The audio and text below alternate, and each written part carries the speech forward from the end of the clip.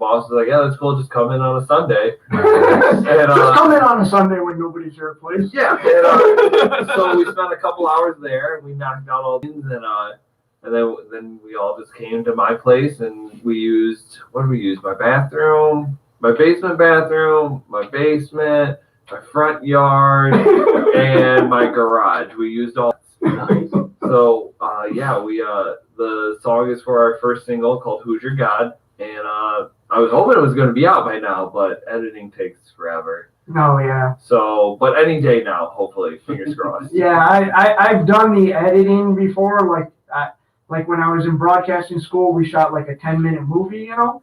Yeah. And I swear to God, I go through hours. Well, yeah, I went through hours of footage, and then I got so anal about it, I'd be like, no, I don't like that one scene. The one word he said, I don't like it. We gotta cut it out. So you know, like it's so stupid. You become such a perfectionist, and you're like, look, just finish it and go. So we move on. We shot it with the same director, Alan, who did the Demon in You video. Oh. So we worked with him again, and this time, this is the first time we've ever done a video that's all storyline. We didn't do any performance. So we're like, this will make it easier because you don't have to time the drums, and we don't gotta pretend to look cool from 7 different angles. So for us, it was easier to shoot, but you're still, you know, we hand Alan the storyline and the script, and we're like, this is it. It's basically like a 4.5-minute movie. Yeah. And we're like, this is the plot, these are the characters, and yeah, make it this. Take all those shots and make it this script. So that's what he's working on right now. That is awesome, man. We're very excited to see it. It's got like Anchorman meets American Psycho. Oh, that's great. So where will this video be available? It will be once it comes out on YouTube, Facebook, our website, newdayrevolutionband.com. So yeah, I talked to Alan about a week ago, and he was a little more than halfway through. So that's awesome. Yeah, hopefully this week he got some more done. I hope. Fingers crossed. I know we're all super excited to see it. It was really fun to shoot. I probably have never had that much fun on a video shoot.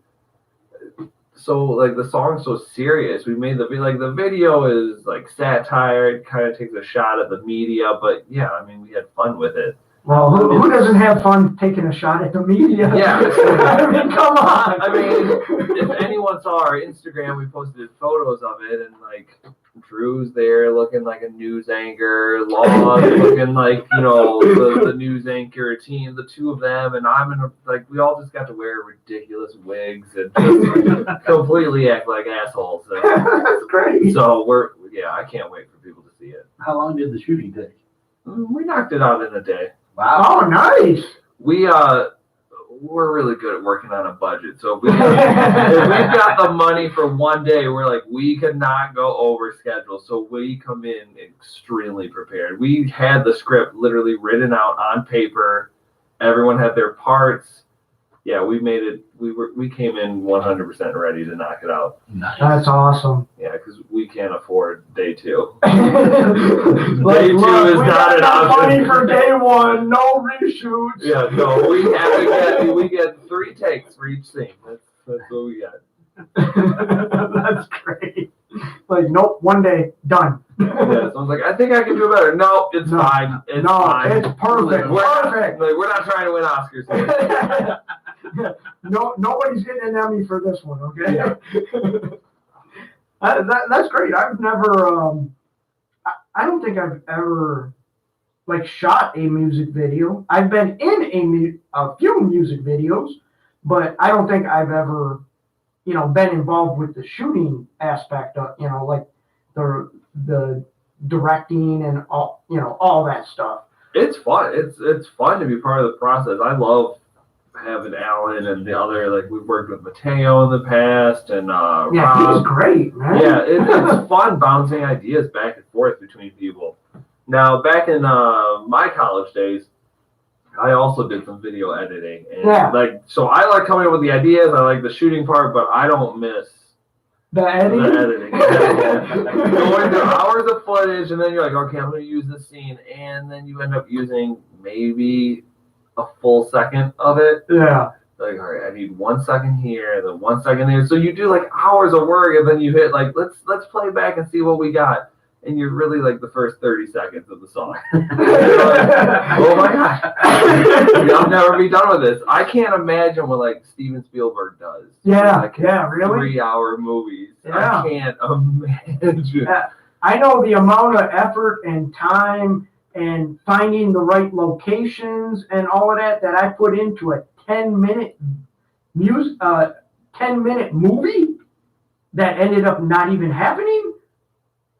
You know, I can't imagine doing like a 3-hour movie. Yeah. You know, Imagine trying to edit like Schindler's List. no, no. Yeah. No. There's no way. I'd lose. I'd go back to smoking. It's like I'm right back on the cigarettes. Yeah, no, the stress would kill me. And it was funny because, you know, in our class, you know, we had to break up into groups, you know, and I think there was like 4 of us that were shooting this movie. And if know, you're not on the same page, that's what I've noticed. That was if the you other don't thing. all agree, Yeah. Like if someone's like, that's a dumb idea, I go, no, your idea is a dumb idea. Well, the beauty was when it came down to picking who's going to do the editing, everybody was like, I don't want to do it. I don't want, and I'm sitting there going, I'll do it. And they're like, oh, thank God he wants to do it. Because nobody wanted to edit. You know, everybody wanted, you know, I'll write the screenplay or whatever. Yeah. You know, I'll run the camera for you, you know, whatever. But nobody wanted to do the editing. So I'm like, no, I'll do it. And I had the key to the school, you know, I could get into the school after hours and that. So I would go after everybody and I would still be editing. I'd be there till like midnight editing. School closed at like 10.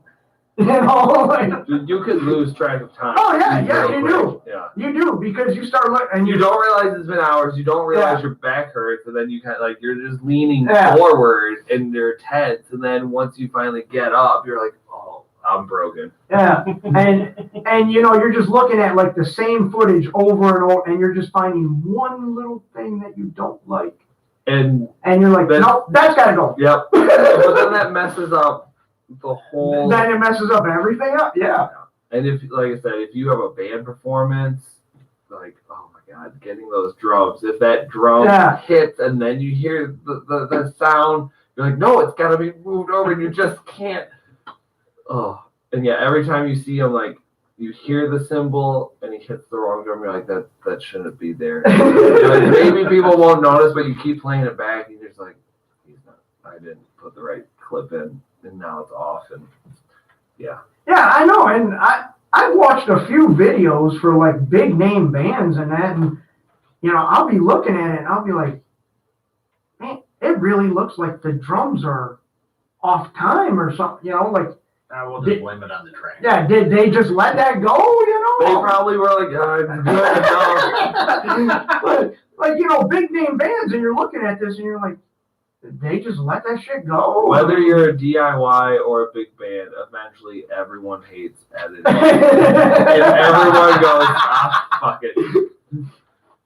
That's usually the part that costs the most, though, right? Because you got some guy sitting there going over hours of. Well, yeah, because no one wants to do it. Because no one wants to do it. Exactly. You know, doing the shooting and then like 12 days editing.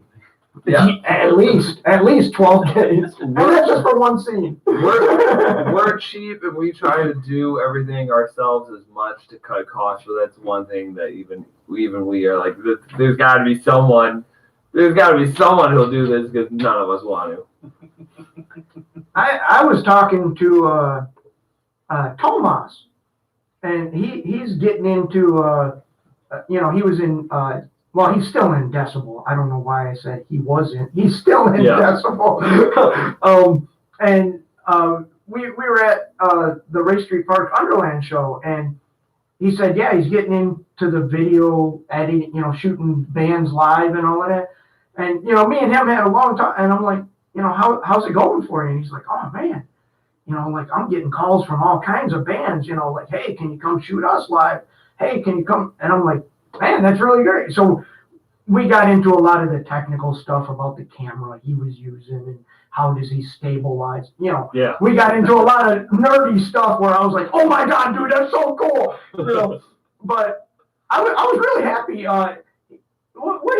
shot a couple videos there that night, right? Yeah, he shot most of all of Ray Street Park set and some Underland and the Titties. He did all. He was like the whole night bouncing around shooting things. And I can't remember. He posted a whole bunch of the stuff online too. So yeah, and you know, I'm like, you know, I always like to see, you know, somebody's getting into something new, you know, and you know, I'm like, well, how's it working out? You know, and he's like, hey, it's working out great, you know, and I'm like, oh, that's good, you know, because when I did it, it didn't work out so great. We just earlier this week, the guy who did the Dirty Whiskey video for Devil's Dance Floor. Oh, I remember that. He hit me up and he was like, hey, I want to get back into videos. He's been shooting weddings. He's like, I'm done. Like, I'll do this. But he's like, I really want to start doing music videos. And he's like, I bought all this new equipment. I've upgraded everything. But he's like, I want to shoot you guys. I need to build my portfolio. I haven't even told the band this. I was going. Oh wow! Wow! I was going to tell my friends. Breaking news. they know now. So they're listening, like, guys, this is good news. And guys, guess what? So, you know, he told me, he's like, you let me know next single, whatever. But yeah, he's like, I want to build my portfolio. We're friends. You know, we've worked together in the past. He's like, let me shoot a video for free. Just let me build my portfolio. That's the right price. Yeah, and I was like, that is the NDR budget. That's right in our wheelhouse. Yeah, so like, we might be able to afford a day too. Hey, I'll come be a cameraman. The more the merrier. Like, I'll stand there like, hey, Ricky, you look good. So yeah, when we have friends who are trying to build the portfolio, we're like, hey, you need a project to like for class? Then here we come. That's when NDR shows up. Yeah, well, it was just funny because my thing was I was shooting the bands live in the bar, you know, trying to shoot, you know, their entire set or whatever, you know, and then at the end of the night it'd be like, well, hey, dude, I'll buy you a beer. Yeah. And I'm like, dude, I just stood here with a camera like this for like 2 hours. So and 2 beers? and I get 1 beer, you know, so. That's the equivalent of showing up and getting 800 exposures for the night. Yeah, you know, it's like it got kind of frustrating. So I finally said, look, you know, I'm not doing the video stuff anymore, man. I'm done, you know, like got rid of all my equipment, you know. I'm like, fuck it, I'm done. So I'm glad to see it's working out for Tomas, and yeah, you know, like I said, the video he shot for Ray Street and that, it was really good. You know, it'll get shaky sometimes, you know, and you're like, oh my God, you know, what is this guy drunk? His isn't shaky at all, you know. It's really good for the place was packed. You could barely walk around. So the idea that he was moving around and getting different angles in a fully crowded bar you couldn't walk around is pretty impressive. That's sweet. Yeah, definitely check out some footage. Oh yeah, check him out. You know, if you want him to shoot a live video for you, I hear he works for Drinks. Oh no, I'm kidding. That's me. I'm the guy that works for Drinks. I know a really good show on June 29th. Hey, maybe I'll hit him up, see if he wants to. And maybe get a beer. Maybe I'll get a beer out of it. Reference beer? Reference beer. Like, for the good reference, here's your beer. A courtesy beer. But it's good to see, you know, because we're all trying to help out the local guys, right? You know, our buddies, our friends, you know, like. Yeah, we all got to look out for each other. Yeah. Because no one else is looking out for us. Yeah. It's Detroit against everybody, right? I mean, that's. Yeah. And that's what it is, you know, and it's like you got to look out for each other, you know. So, yeah, it was kind of cool to, you know, because Tomas is a guitar player, you know, so normally he's all about the guitar and I know nothing about the guitar. So I have nothing to talk to him about. You know? It's like, Tomas, hey, you were great tonight. That's all I got, you know. I don't think I've ever talked to him. We're friends on Facebook. I saw him when he was in Harlow. Yeah. I think I did it like, hey, good show, man. Yeah. That was about it. No, he's a really cool guy, man. I know I think Decibel is looking for a new singer, or maybe they found one already. Maybe I'm too late. But I know he said he was working on a side project that he wanted to do, like all original or something. And I know me and him had kind of talked, and he said, yeah, I'm looking for some, good musicians that are serious, like, I said, oh, okay. I said, well, if I, talk to somebody and, I'll send them your way, like. They weren't looking for a professional cowbell player? No, I asked. I really did. I was making sure. I said, look, dude, I got like 4 cowbells. Like, That's the gig you need. yeah, that's the gig I want. Like, I asked a buddy of mine, Norman, down there in Texas, I said, let me play cowbell on your next album or something. He said, yeah, you can play it at the side of the stage. And I'm like, well, nobody will hear me. He goes, exactly. So Norman knows me pretty good. I remember in the Dirty Whiskey days, our drummer had a cowbell, and we were always. Did he? He did. I don't remember that. We never used it because. Oh, that's why. That's why I don't remember. We would always be like, all right, like we're gonna figure out where this fits, and every time we wrote something new, we're like, throw that in. And he'd, be hitting his drums, and he had the bow, and it would just. We would always just go, I don't know. I don't know. It just doesn't. It doesn't fit the song, but keep it. Then the next song, next song comes. We're like, try the cowbell. Then we're like, not this one. Maybe the next one. And we never used the cowbell. That was me. I'd be playing like death metal, and I'd be throwing the cowbell in, and they'd be like, no, the cowbell doesn't fit. I'm like, dude, the cowbell sounds great in this song. No, it doesn't. It's hard to get cowbell to fit, actually. Yeah, it is. It is. And like I feel like you have to be Southern rock. Yeah, and that's why I was gonna say when we did Brother Kane for Band You Forgot You Loved or whatever, they had the cowbell and it sounds great. And he was so happy. And I was so happy that night. Because I'm like, there. It sounds great there. When cowbell works, it really works. Yeah. There's no in the middle. It's either like you're exactly right. You either go, that's exactly what that song needed, or you just go, oh my god, that's the worst thing I've ever heard. Yeah. Stop doing that. Yeah, it's like it's either great or please stop. I mean, that's all there is. Yeah. There's no in between. But that's what I respect about the cowbell. I feel like it fully commits to its sound. Whether you love it or hate it, it says, I'm a cowbell, hear me roar. Yes, it does. And when you've got 4 of them, you gotta play. 4 is really well, he's got intimidating. The cowbell solo, Yeah, I'm working on it. Yeah, forget the tom. I never thought I would hear the words cowbell and solo. No, it's going to be a thing. I'm going to make it happen. When you've got 4 of them, you gotta have a cowbell solo. Even Neil Peart goes, no. If Neil Peart's listening, which I know he's not, but I mean, if he was, for God's sakes, thank you. But if Neil Peart, he would be right now going, what the fuck are you doing? Yeah. When Neil Peart goes, calm down. Yeah, cut it out, dude. You went way too far. Yeah. Like, Mike Portnoy's sitting there right now going, dude, really? Yep. You need 4 cowbells. Look at me. I don't have 4 cowbells. This is my chimes. Yeah, he's got some nice chimes, like, he's got the greatest drum set in the world. He doesn't need 4 cowbells, but, I'm not the greatest drummer in the world, so I have 4 cowbells. You might make with yourself with the Oh, I'm going for it. You'll get people's attention. I have. Everybody that comes in here, I say, hey, do you have a part for the cowbell in your song? If so, can you fit 3 more? Yes, can you fit 3 more? I do a little cowbell. God damn it, I want to demonstrate. Oh. Like, for God's sake. Oh. I'm like, dude, let's demonstrate. Where the fuck are the sticks at? I don't know. What you do with them? Oh. You only got 3 over here, so you. Yeah, well, I got 3 that'll. Here it is, folks.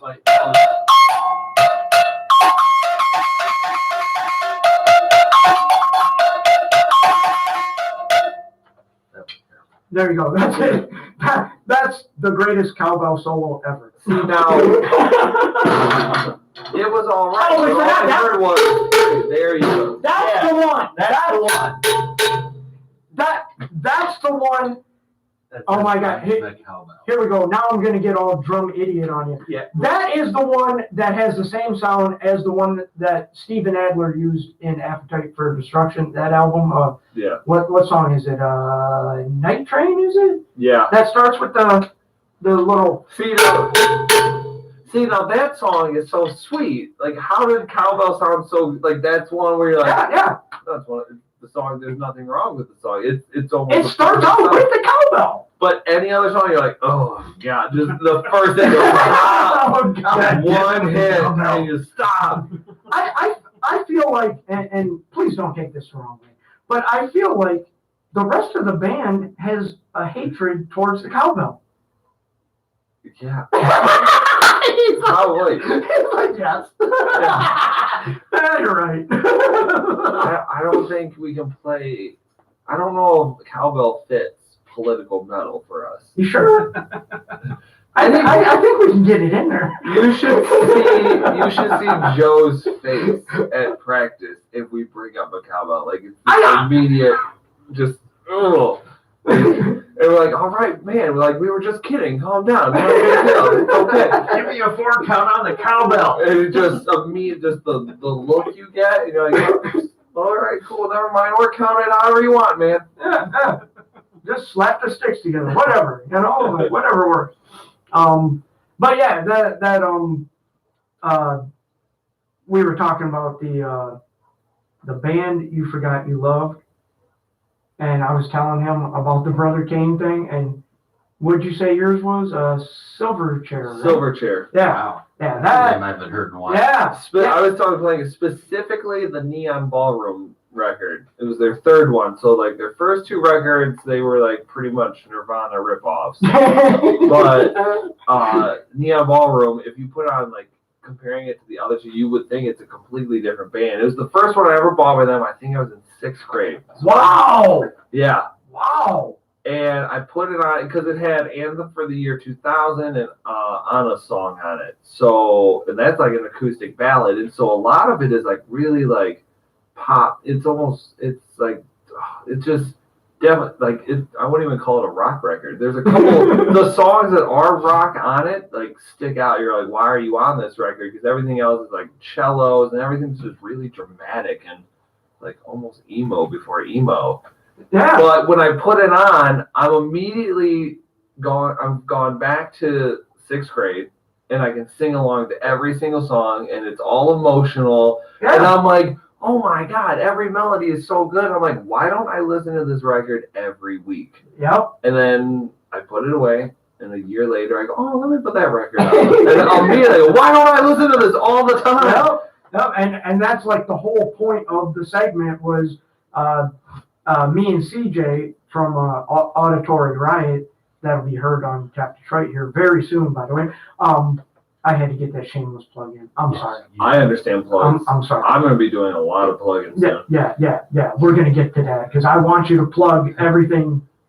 That sounds weird. I don't want to say. I don't want to say that. There's a bunch of dudes. Oh my God, we went there. We did. I forgot what I was saying. CJ's band. Yeah. Yeah. You were plugging CJ. Oh my God. Why do I open my mouth sometimes, I wonder. So CJ plugged you. No. CJ. No. I can't even do it. But we were talking about bands, and we got to talking about bands from the past in your youth and all of that. And I said, man, there was this band I really loved, and he's like, who? It's Brother Kane. I said, you probably never heard of him. And he starts laughing, and I'm like, what?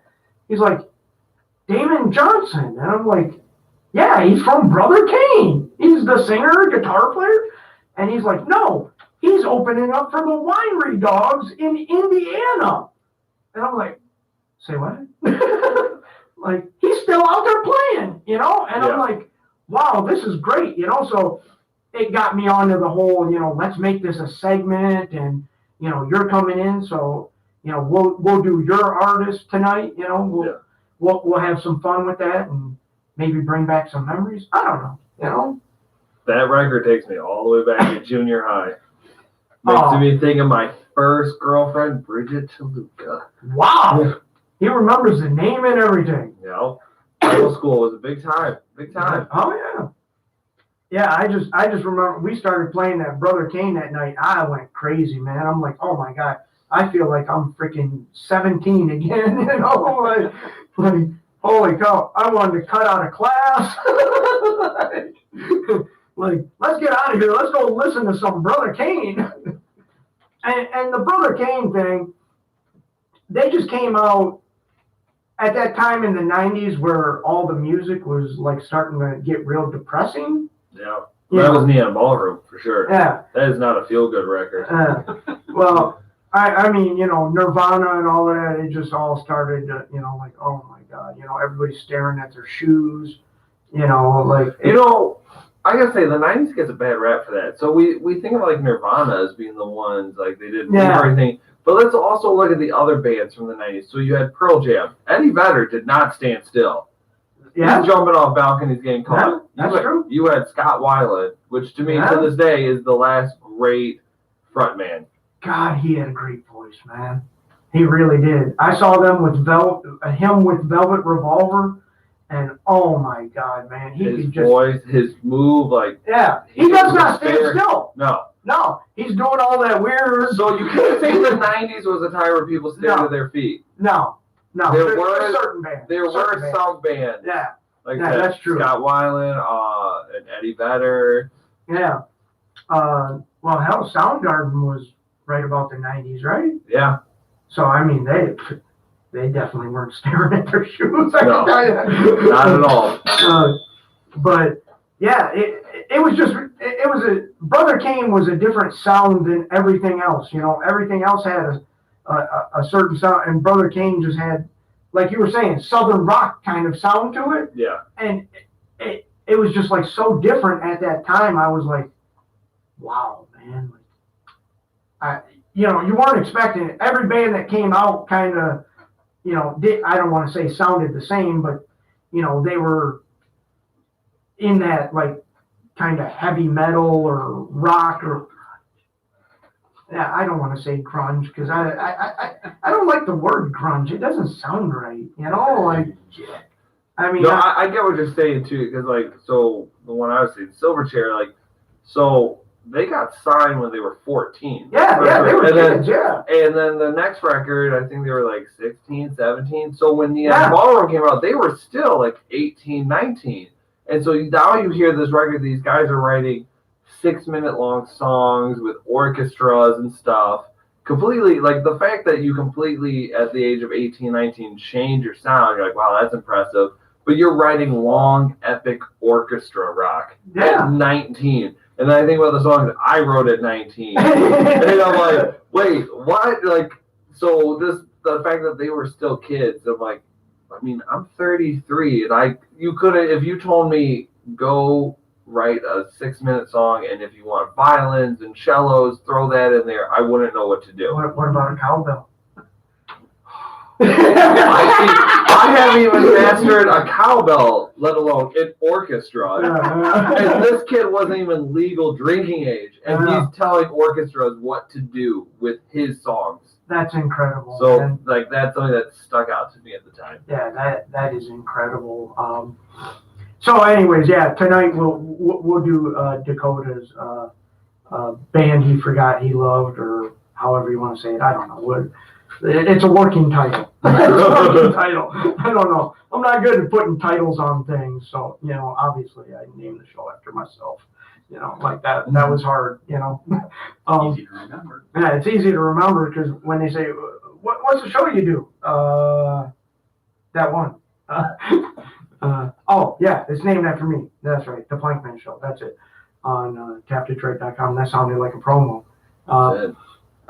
So, should we play some music? Take a little break and then how about? Yes. Why don't we play the brand new? Oh, you want to do it New now? Gay Revolution single? You don't want to tease it a little? You want to do it now? I like to just Well, I sent you another song, so we got another track we can play. Oh, yeah, that's right. So why don't we do that? Let me see if I can. No. Like I said, you're Walk away. Yeah, this is your show tonight. I'm just here.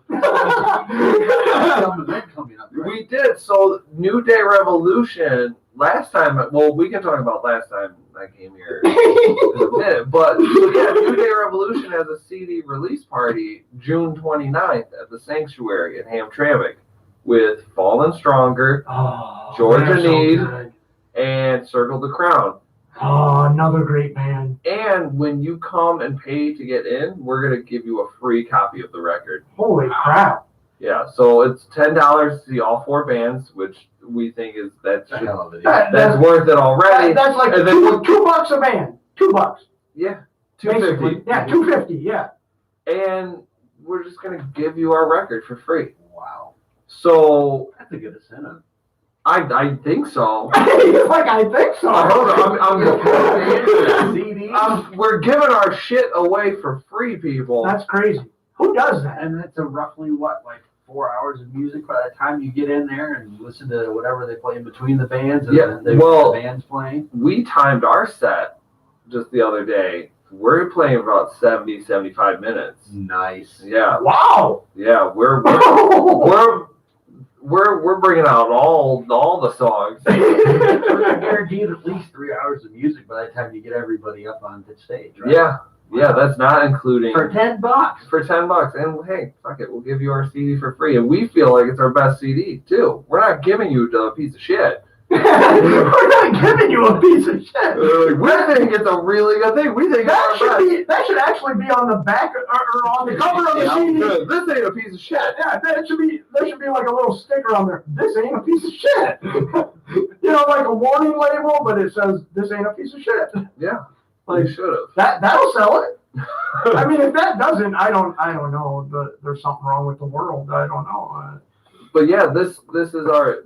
Like I was saying earlier, we just shot a video for it. The song is called Who's Your God? And I feel like it's a good indication of what you're going to hear on the rest of the record.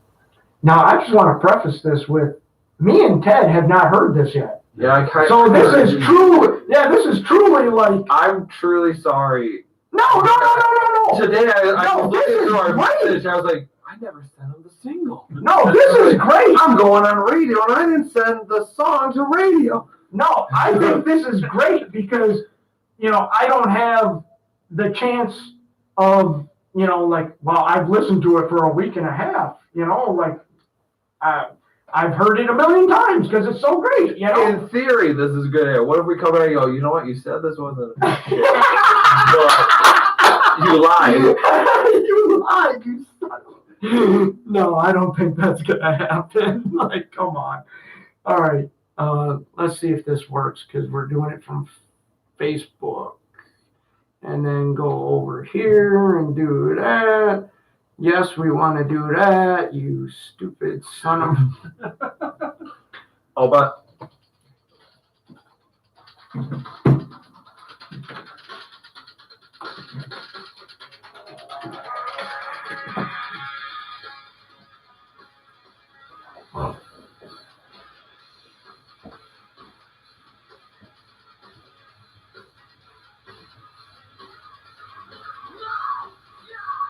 I like the drums.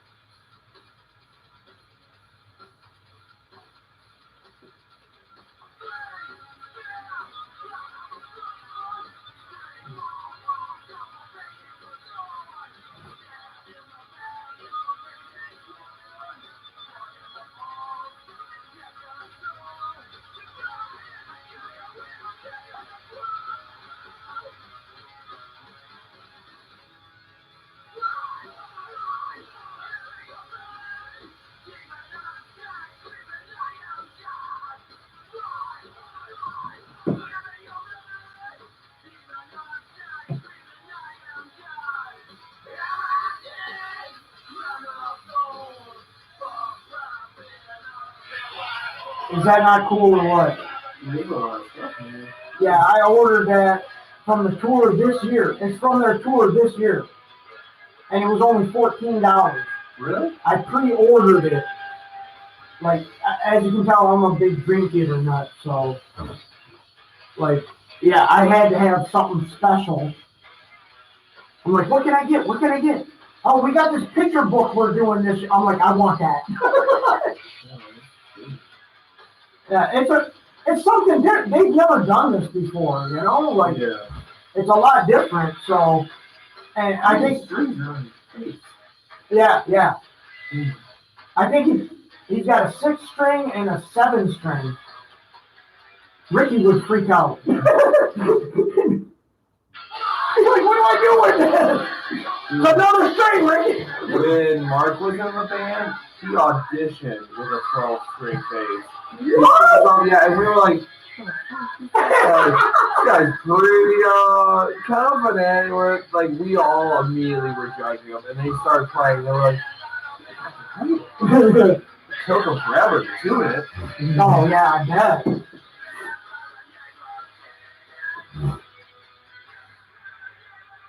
You are lying. It is a lot heavier. Juan and Joe right there. They heavied it up. Oh my God. Yeah. This Sorry, record's got running in some, and out trying to eat dinner here at the same time. Oh, you're all right. this record's got some moshing riffs. Oh yeah, I can tell.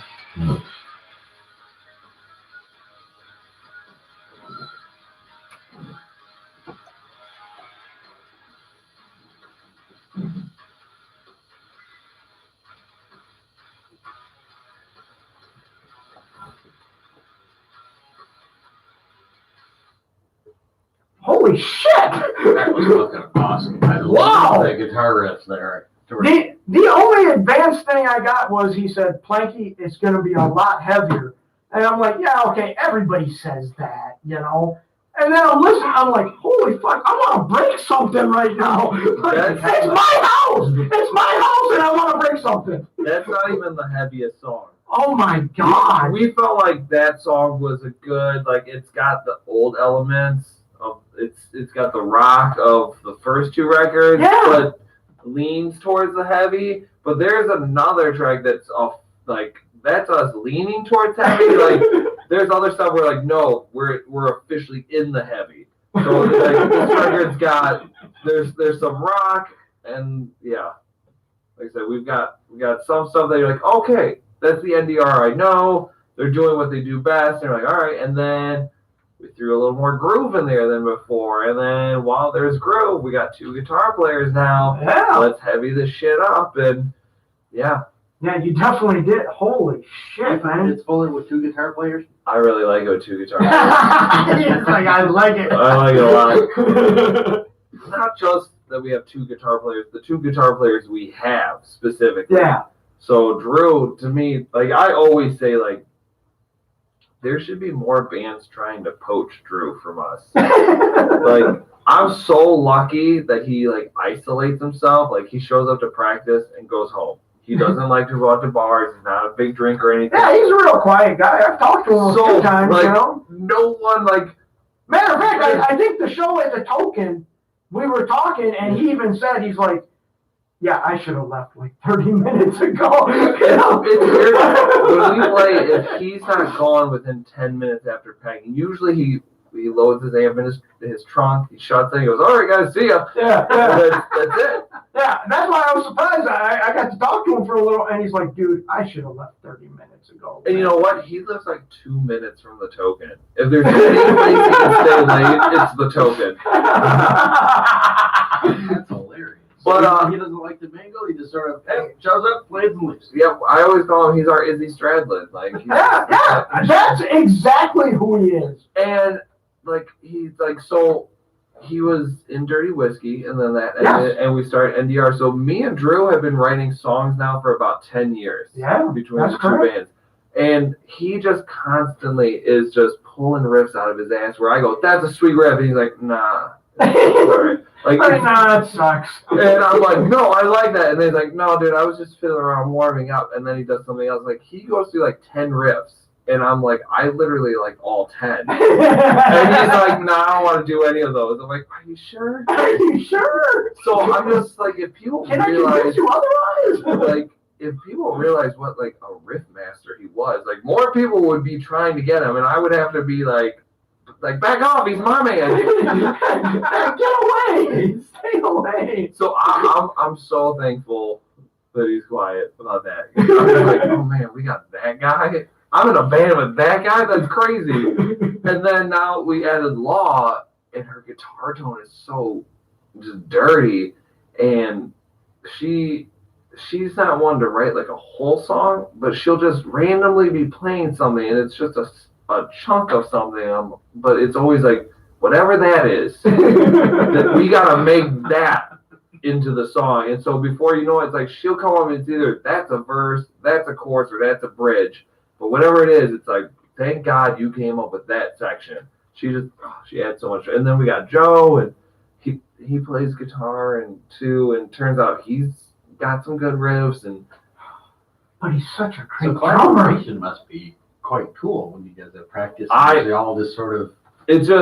I just sit back. If anything, I'm the one they always got to tell me to calm down because I'll get grouchy because I hear 10 riffs and I'm like, I'll write to that or write to that, and they just go, no, it's not. We're not using that. This is not writable material. Like, this is nothing. Just So leave us alone. I get grouchy, like, when can I do something? And eventually, I'm like, they figure out, like, all right, I think this is what we're heading towards. And then they record it. Drew will record it on his phone, email it to me, and then I go home. And yeah, I get a day or two to listen to it and think, and I come back and I'm like, all right, I did my part. But yeah, I just sit back and listen to them just go idea. And yeah, the opening track of the record, it took us over a month to write. We wrote it in last January. We spent a month on the bridge because they were coming with so many riffs, and in the end, it was, like, we had to stop and go, we got to figure out what to cut. This bridge can't be this long. When you do hear it, there's like 4 or 5 different riffs in it, and just know, like, that was a third of what we cut 2/3 of it off. Wow. They were in just like, and all the riffs are the type of riffs that make you want to play air guitar, and like, so for us, we're like, this is something new. It's a long song. It's more complex. There's a bit of like Avenged Sevenfold type vibe to it. Like older Avenge, and it's just like, yeah, it was killing me to sit there and hear all this sweet shit, and I'm like, when can I join? And they're like, not yet. Not yet. I'm like, why do I drive to practice every week to sit here and watch you guys play? They're like, I want to work too. Anger in your voice. It got me real angry. Actually, they were like, you need to calm down. Save that for the stage. But yeah, This is the band, and our singer's over there behind the drummer. We'll let him out in a few minutes. But yeah, having those two in the band, like I said, and then like Joe writes too, and so yeah, it's really fun. It's really fun to write once they let me. Yeah, Joe is such a good drummer, man. Like, he sounds great on that. Oh my God. So he did every single track on that record in 2 takes. Wow. 2 takes each. Damn. Yeah, he showed up. Like, I remember, I think it was Hoosier Guy, because we knocked that one out first so that Mick could mix it and all that, so we could get it out a little sooner. And then while we have that out, then we went and did the others. And he just knocked it out in one, and Mick was like, that was pretty good. He's like, we should probably do another take just in case. In case we missed something that I didn't hear, but he's like, that's pretty good. And so after the second take, he's like, oh yeah, no, we got that. And then, yeah, about a month later, we all came in to do the rest of the record, and it's like day 1 was do all the drums. Day 2 was do like all the guitar and bass. Like, we were on a tight schedule, and day 3 was all me and then leads. But yeah, he came in. I know we were all stressed. We wanted to do our best, but I think in 45 minutes, he was done with the whole record. I'm out of here, guys. Have fun. In the in the length of a Law and Order episode, he knocked out drums for the record. Bye. He was like, all right, I guess I'm Call me when it's done. It's like that really wasn't that hard. But Joe worked really hard. I know he downloaded some what are they called? The click track. Metronome. Yeah. For an app, and he put a metronome to all of our songs. Oh. And so like a week before, while he's at work, he has it in his earbuds. So he listened to it like literally for 7 days straight. So by the time he went into the studio, it was ingrained in his brain. Yeah. So he did a lot of work before the studio, but once he got there, like I said, he knocked it out, I think, in 2 takes each song. Wow, that's impressive. Yeah. Yeah. We were all like, I was like, oh shit, I gotta really like, and then step up my game. Yeah, everyone knocked it out real quick. So I was like, oh shit. Pressure's on you now. And then I'm even telling Meg, I go, Meg, I can't do all those vocals in one day. Like, I scream more on this record than any record. I'm like, that's a lot of screaming. I've never sang, at the time we had to do 3 songs one day. I've never done 3 songs in a day. How much water did you go through that day? Oh, so much. And then you're constantly like, I need water, I gotta pee. I need water, I gotta pee. I need water, I gotta pee. But yeah, so it's a vicious cycle. So I'm just like, oh my god, everyone did really good, and now I gotta scream 3 songs. And yeah, I was terrified. I was like, I can't be the one to drop the ball. the whole band, Ricky, Drew, Law, Joe, all of them, all 4 of them, they killed it, man. I'm so proud of them. I'm so proud to be in this band because I'm always like, I just can't believe that I'm in this band. They're all so freaking talented. Like, they constantly intimidate me. So, Who's Your God? What's kind of the story behind that song? I wrote that around election time. I think it was around the primaries. Oh. You're on Twitter and literally you turn on the TV and you could have the same story, the same event. If you turn on Fox News, they're going to say it one way. You turn on CNN, they're going to say it the other way. And MSNBC is one way. Then I'm like on break at work. I just go on rollingstone.com and like I read like they're all politics now. And I'm reading their articles and they show it's not just tell me what happened. Give both sides to say everything. Like it clearly you turn on TV too, and it's not experts talking. You have panels, and you just want people shouting. Yeah. That's basically what it's become. Yeah. And so you realize everything is about the ratings, and then you find out too that their stories aren't true, or like they got a couple mistakes, but they don't really like when they retract it. It's days later, in a little corner, and so it's like. Does anyone care about doing their jobs well? And rating, it's just more about the ratings. What can you do? You got to be more outlandish to get more people watching. And I'm just like, there's important things. Like things are happening all over the world. Like, and so I just got mad. And I just, some people have heard it and they're like, oh, you're a liberal snowflake. I'm like, no, I am not. How does this affect you more? Because you are, do I dare say, history teacher, right? Yeah. And history, a lot of things, if you go over time, is constantly repeating itself. Yes. So how does this, this song's got to relate somehow. The whole, so to go real quick with what I'm saying, so everyone will hear this, and I've had some people think like, oh, I'm some bleeding heart liberal attacking Fox News. I'm like, no. I'm like, now I watch, like if I see Fox, there's lots of stuff that gets me mad. But doesn't mean I love CNN. I turn on CNN, I'm like, that's crap. I'm like, literally, all of it is crap. They're all like owned by the same 2 or 3 people. Yeah, it's all crap. Yeah. And they just, like, the powers that be want us to fight. They want us divided. Yes. So you're in control. Yes. And so I'm just like, I'm attacking the fact, like, the whole idea is like, who's your God? Meaning, like, are you driven by ratings? Are you basing your life on this number? Like, shouldn't you be trying to base your life on other things or just report the truth? It was just getting me super upset. But the whole record has a social commentary, political view, and the first 2 records were super personal.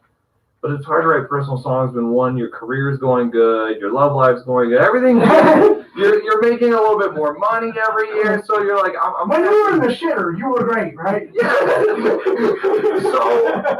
So when it comes to writing songs, I'm like, I don't know what to write about. But then all you gotta do is turn on TV. But then I'm also, like you said, for the last 3 years, I've been a history teacher at a public school in one of the poorest areas in the entire city. Wow. So I go Monday through Friday. Like, so my history class is basically a political class. We start at the French Revolution. So we start with rich abuse the poor, cut their heads off. We're ending the year now with Nazis. So we start kill the abuse of rich French, and with killing Nazis. Like the whole year is somebody abuses their power. The small guys unite, rise up, fight back. That's 10 months of what I teach. Wow. Between that and looking out and seeing the neighborhood I teach in, talking to the students every day, I hear their stories, and like I can't believe how strong these kids are. The things they tell me, I'm like, I would have never survived that. I can't. The things are just some of the most depressing stories I've ever heard in my life, and they show up every day, and they're here to learn. So, like, the songs aren't just about today. Like I said, the themes of abusing the poor, right? Standing united to fight back. Like, these are themes throughout history. So all the songs, there's a little like 13th century, 1800s, modern day. They're political themes that we've been going on since the dawn of time. Yeah. Do you think we smart human beings would figure that out? No, we never do. No. What's the saying? Dang it, what's the saying? But history is doomed to repeat itself? Yeah, but it's said differently.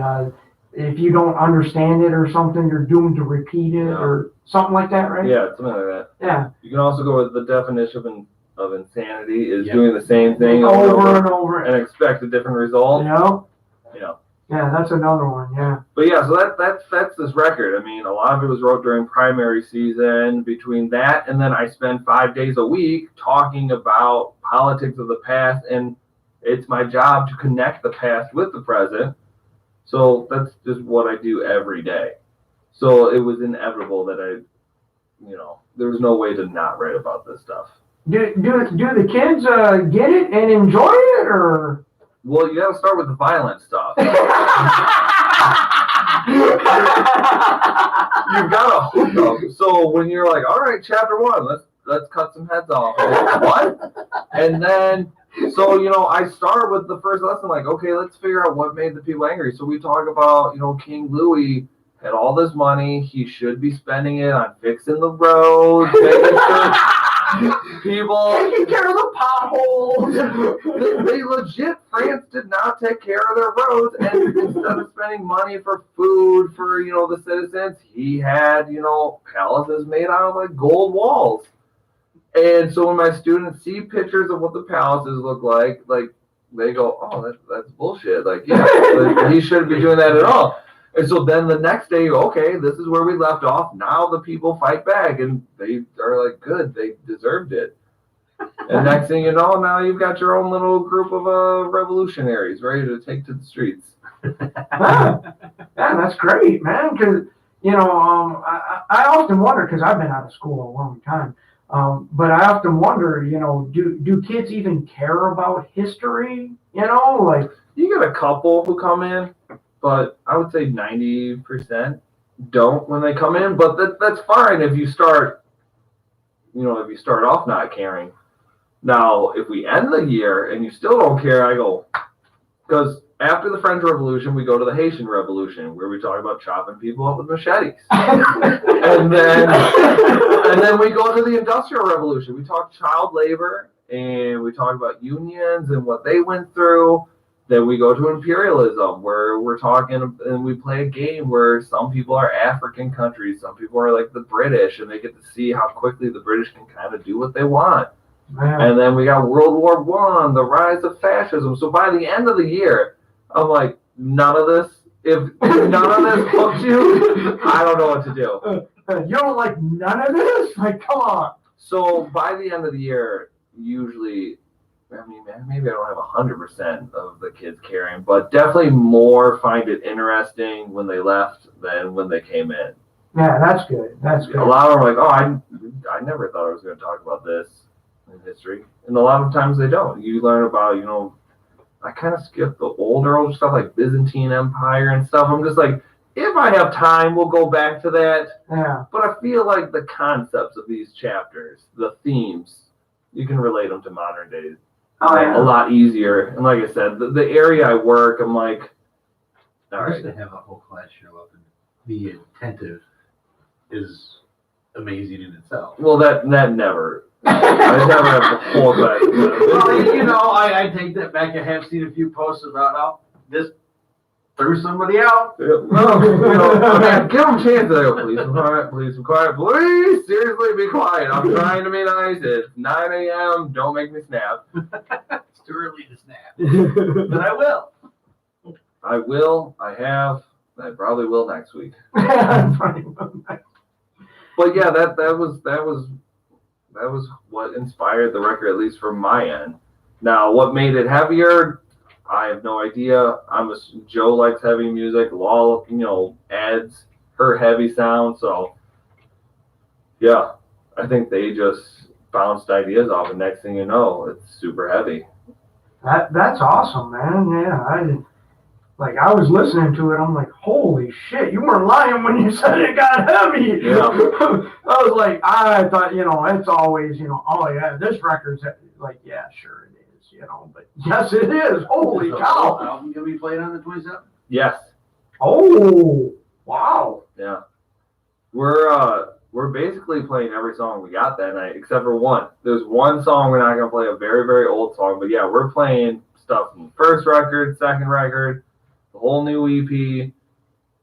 Damn. I've been thinking about June 29th for months now. Like, I knew we were gonna play a long set, so for the last 3 months, I've been getting up at 4:30 every day. I go outside, I jump rope, and I've been eating healthy. And my diet and this whole trying to be a healthy living person for the last 3 months has all been because I'm on June 29th, it will be our first show in 6 months. So I know I got to be in shape, and we're going to play a really long set. And I was like, I don't want people to have not seen me for that long. And when we come out, be like, oh, he's looking rough. That was a rough thing. Yeah, look at the belly on that guy. I don't want. I knew. I was like, I can't have song 3 come and be like, I'm out of breath. I'm done. Yeah. I don't have it for the rest. So every day at 4:30, no, I am outside, jump rope or lifting weights or something. Every time I turn down a cookie, every time I turn down pizza, it is because I want to do the best show June 29th. So June 29th at the Sanctuary, doors open at what time? Ooh, 7, 7:30, something like that. I'm pretty something sure like 7. that. Yeah, get there early, man. There's gonna be a lot of people. You gotta get there early. Fallen Stronger, Georgia Needs, Circle the Crown, the first NDR show in 6 months. We're playing the whole new record, and we're also gonna just give you the record for free. Just for showing up and getting through the door. Yeah, show up. Even if you're there to support us, or like I said, you're there to support George, Circle, Fallen, whatever. You come and support Detroit music, you get a free record. Yeah. I mean, they're all great bands. I mean, I can't think of one. I know I haven't seen George's new band yet. I've seen clips. I know Razlog is the drummer. Yeah. So I'm kind of like, crap. I know they played a gig not too long, and I was kind of bummed that I missed it. Yeah. I saw some videos online. And, yeah, I saw some video from them at the Diesel. Yeah, maybe that's where I can't remember. I know I saw some videos somebody shot, and I was like, holy cow, they're really good. And it's good to see Razlog on the drums again. I'm so excited to play a show with him. Yeah. We played between Harlow and Shudder. Yep. We've got history, and he's always someone it's fun to play with. Yeah, he's been out of it for so long, and I got so bummed, because he's such a great little guy,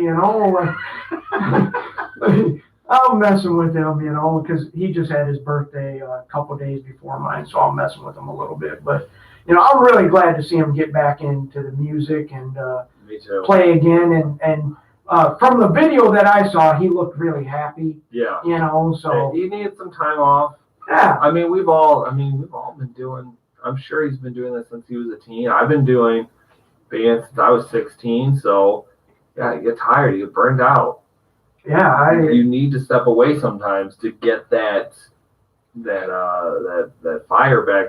NDR was the same. I mean, we had played so much last year that we knew OTEP was our last show, and we were all, as much as we were sad it was our last show, and then we knew we would miss each other when we decided to take the month off. We were like 6 weeks off or something we were taking.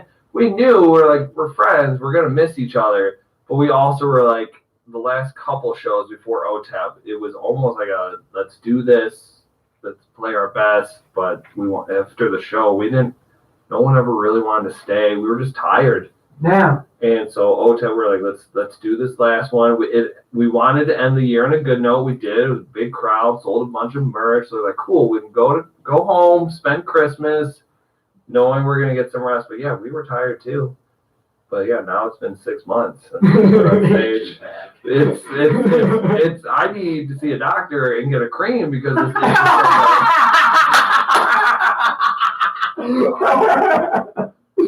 I need a prescription for this itch. I think Ted Nugent's got a song about that. Cat scratch fever or something. I'm jonesing to get back. I can't wait. I'm so excited. I'm so excited to play these songs. I'm so excited to just see the crowd again. I'm excited to hear the loud guitars. Practicing in Joe's basement is fun, but it's fun. Yeah, it's just not the same as being, in front of people. So how do your students react to that? They're convinced I worship the devil. I was gonna say that because that's what my sister believes about me. She thinks I worship the devil. Well, I maybe have just like 2 or 3 students who kind of listen to rock, maybe a little, but it's mostly all like trap music there. Even when I mention, like, when I play some hip hop for them, it's too old for them. They're like, I'll play Wu-Tang, and they're like, what is this? And I'm like, get out the door, out if you don't know your Wu-Tang. And so, yeah, it's just all trap music. And so, yeah, then I'm like, oh, well, you listen to T Grizzly, and then I'll play, what was I listening to the other day? I mean, it's nothing even like that I would consider extreme, but so one heavier band, like, I'll have Every Time I Die playing, and they're like, what is this? What are they saying? You can't understand what they're saying. If they really get on my nerves, I will tell them, I'm like, I will put on European black metal. No. Or I'll even give them a choice. I'm like, all right, you've annoyed me. Do you want Cannibal Corpse, or do you want Morbid Angel? I'm like, you can pick. Morbid Angel, I used to love those. And then I only got to do it for like 30 seconds, but they start doing what I need them to do. like until you get it together, we got Morbid Angel playing. You're gonna listen to Morbid Angel. It's like my way to like waterboard them. and not get in trouble for it. Yeah, because you're not doing nothing wrong. No, just turning the radio on. That's all I'm doing. I'm sorry that they had to listen to that, but there was a timeout. They won't listen to me, so they can listen to Cannibal Corpse. Now, I never tell them the name of the band. Like, that's good. They know I'm in a band. They can just see and they go, we can tell, but they'll go, what's the name of your band? I go, I don't know. I don't remember. But then, literally, within the first week of the school year, they will all come in with like the Judas video on their phones, and they're all like, that's you. And I'm like, how did you find it? I'm like, why took a picture of you and then they did a search. Yeah, I'm just like, why are you stalking? Go home, play video games, have a life. I'm like, what do you care about what I do? Yeah, why are you obsessed with me? Yeah, within the first 7 days of the school year, I know. I'm just like, I just don't say anything. And I just know they'll find me. But even though they always joke about the band, and they're always like, you guys are crazy, you're insane, like, they talk about it all the time, and like, you can tell, like, it does interest them. They're always like, what's it like at a show? What's, how do you, they're like, how do people move at rock concerts? Like, what do you guys do and stuff? Like, it's a completely different world for them. Yeah. But a lot of them, like, really are like, oh, I guess maybe I'll look into a couple things. Well, it's different because most teachers aren't in a heavy metal band. Yeah. Now, Yeah. I can't remember any of my teachers being in any sort of band at all. I remember. Not even the band teacher. When our science teacher, our female science teacher, wrote Hog. That's exciting. Wait, Yeah, wait. What do you mean by a hog? It's got 2 wheels. Okay. Just be specific, because this show has gone down some dark Well, road. did you play the discllaimer or not? Yes, I did. I Yeah, played and the I'm serious disclaimer. to say they didn't know what the fuck to do about motorcycling, motherfuckers. You don't know what a fucking hog is. I know if I had a teacher who rode a motorcycle, like, they would get cool points in my book. I mean, she was kind of blonde, not too heavy. I mean, And if it's a chick that rides a bike, it makes her even cooler. she was in her 30s. It was like, wow, maybe the science teacher's new looking her now. It's amazing how students just believe teachers literally must, like, live in the classroom. Yeah, they think you never go home, right? You're just sitting behind the desk. You sleep at the desk, right? I go home I have and a pillow. So- The bedroom comes out, the candles and the weed work. The best part is when I'm out in public with my girl and we see a student, it's never the student who hides.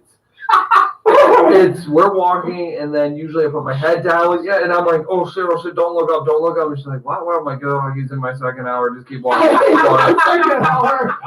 let's just keep going, like, don't make eye contact, I don't want to see it.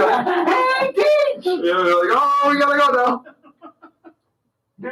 Do the other teachers, like, ever say, like, oh my God, this guy, he's in a band, he's not a serious teacher? They never say I'm serious. They all, like, I've become now known as the rock and roll teacher or the rock teacher. Okay. Like, so I've had other teachers that I didn't even know this year. Like, they're on the other side of the building, so we just never see each other. And then at meetings, like, they just come like, you're the rock teacher. And I'm like, huh, what? And they're like, all the students are saying that they like going to the rock teacher's class. And they're like, that must be you. They're like, oh, I'm glad they like my class. Yeah. Well, that's got to be a compliment, right? Yeah, I'll take it. I mean, I'll take it as a compliment. So students who don't know me, the staff who doesn't know me, like they don't know my name, but they go, that's the rock guy. And they all are very bothered by my skinny jeans. Every day I wear these into work and they're like, those pants are way too tight. They're like, oh. Hey, just be glad you don't show up my leather cap. So my music baffles them. How tight my pants are baffles them. And I try to, so I'm like, they're stretchy. I'm like, they're really not tight. Like, it's almost like just wearing jeggings. And they're like, what are you talking about? If you don't mention Crocs, they're okay. Yeah.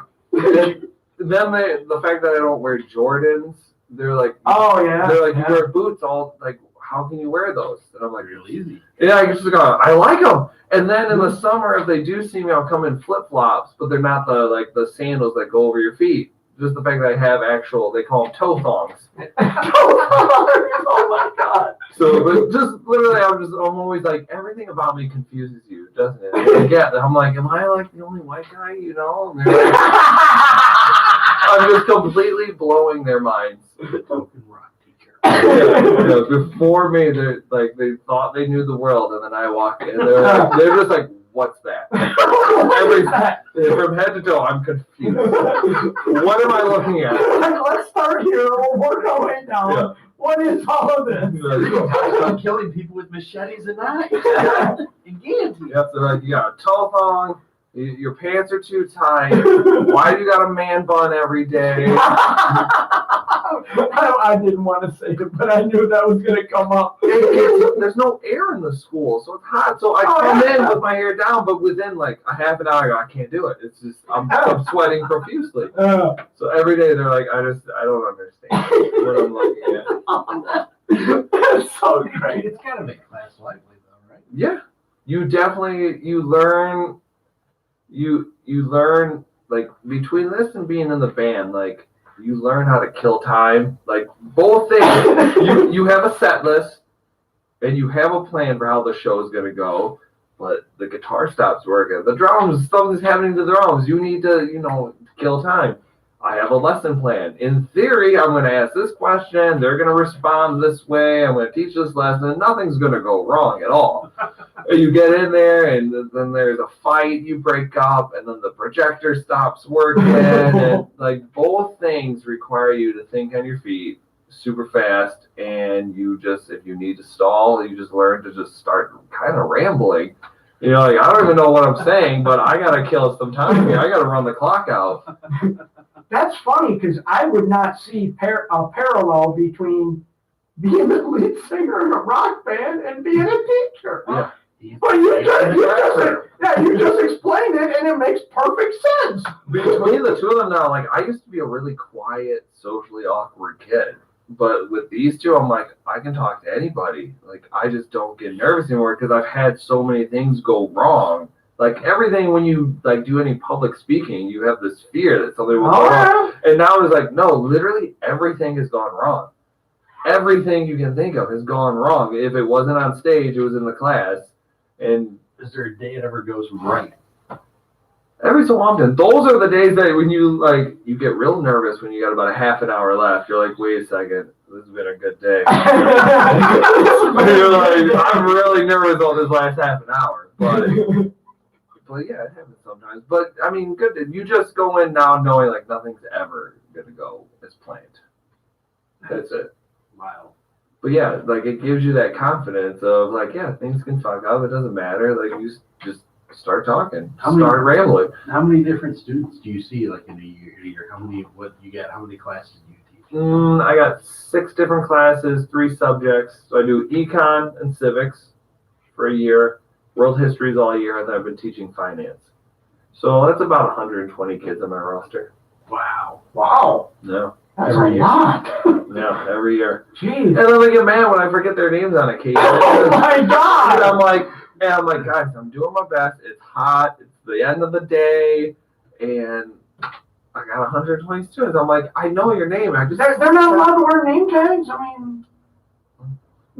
Within the first 2 weeks, I'll know everyone's name. Oh my God. That's awesome. My brain's like, now, next week's my last week, and I get 2 months off. My brain is pretty fried.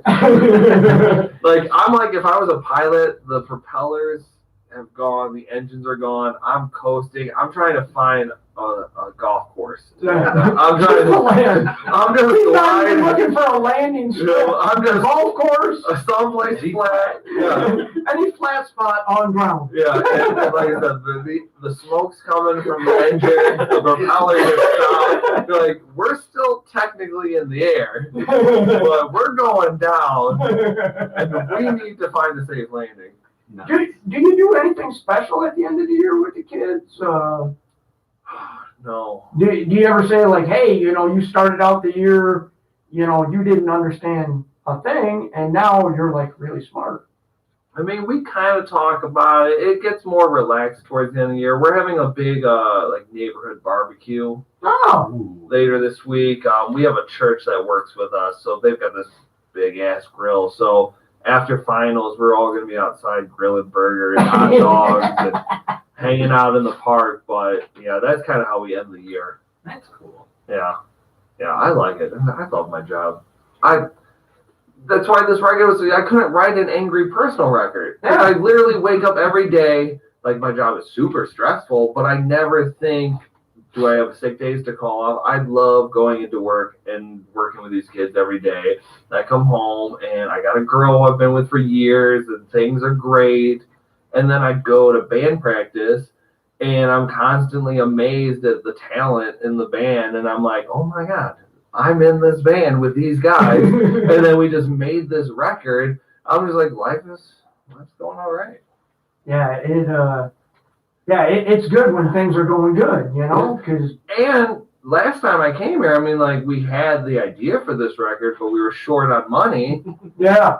And we did the Indiegogo. I mean, I know it was like the first week or so, I think, or first couple of days. Yeah, it was pretty quick, yeah. So for anyone who doesn't know, we set our goal for $1,000. We set the campaign to run for 8 weeks. It was like maybe 7-8 days after the show. With the end of week 2, we hit our goal. That's cool. Yeah. So not only do we have these songs that we're proud of, but like knowing that we have all that support and love. Like it's one thing to make songs that you like, but then when you can see other people like, no, I like your band so much, I'll give you money to make a record. So like you go into that, you're like, man, we've got fans, we've got a record, good job. Like life is good. Yeah, it is so much better when things are going good because. I'm worried now because things are going I was good. just gonna say because when everything's going good, all of a sudden the bottom falls out, and then you're like, God damn it, here we are back in the shitter. Yeah, in a week, I'm about to go on a 2-month vacation. I have enough money to pay my bills for the whole summer. So I'm like, all right, when's the bad thing coming? Yeah. To be continued next fall. If they make me teach econ again, the damn econ. I barely passed it myself. I'm like, you want me to teach it? Yeah, I remember. I don't remember if it was history or like geography. One of those classes I like really liked, you know, and I just remember like, but in the beginning I tried to sleep in class, you know. Yeah. I'm like, this is so boring. And then I remembered hearing something about Abraham Lincoln, and I like woke up. Yeah. And I'm like, what was that? And he was talking about Abraham Lincoln and the slaves and all. And I'm like, whoa, wait a minute. You know, so like now I'm paying attention, you know. Yeah. I'm like, whoa, this is interesting, you know, like. It all depends on who's teaching it, because some of my least favorite classes I've ever taken were history classes. And it's my favorite subject, but who was teaching? I'm like, you are the worst. You are making this so boring. And some of my least favorite subjects with the right teacher, I have always hated math, but I remember taking a math class in college, and I loved going every week because he explained it in a way I got it. And I went from in high school getting like D's in math to also I was getting A's and B's in college. And I was like a little kid, so proud. I would come home. I got an A on a geometry test. I'm like, Mom, put this on the fridge. She's like, you're in your 20s. I'm like, I got an A on a geometry test. Put it on the fridge. Put it on the fridge, Mom. And I remember I was required to take an art history class, and I just at the time did not care about art at all. And I kept avoiding. I was like, I want to save that for last semester. And I took this class, and that was another one. It was one of my favorite classes because he was so interesting with it.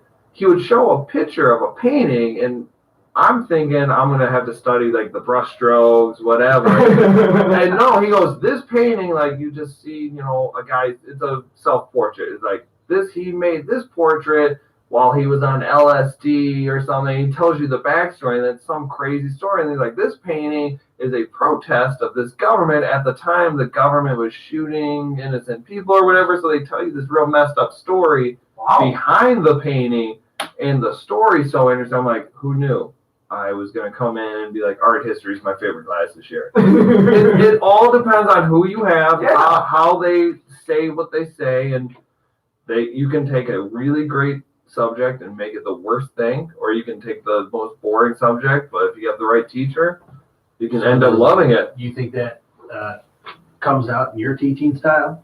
I hope so. I mean, you should be able to tell at least while I'm teaching that I am, like, for history, I am not going through the motions. Like, this is my favorite subject, and I chose to tell you this chapter because I think it's messed up, and I think you should know it. So there's still some kids that when I'm done, I'm like, ta-da, look at that. I presented all of this. What do you think? And they still go, eh. But you get a couple more who went in going, this is boring. And then when I go, can you believe this happened? And then they did this, and they go, that's messed up. Tell me more. So I'm like, okay, I got a few.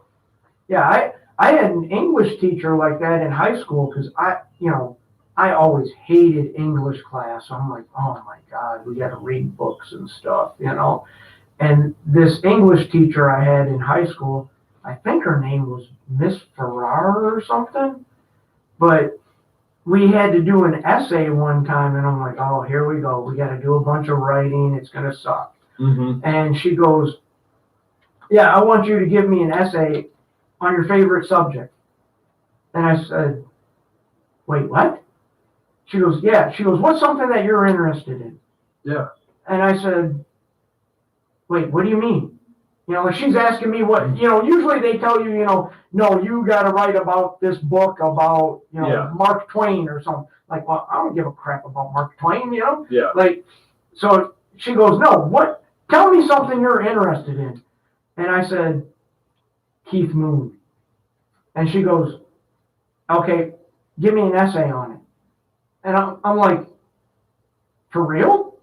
And she's like, yeah, go to the library, find a book on Keith Moon, and As long as she got you to write. yeah, and that's she did. her job. That's what I mean. And after that, I was just like, English became my favorite class because it was like, okay, I need you to write another essay on your favorite. So I'm like, okay, damn it, I can't remember his name right now. The drummer for Keith Moon, Bonham?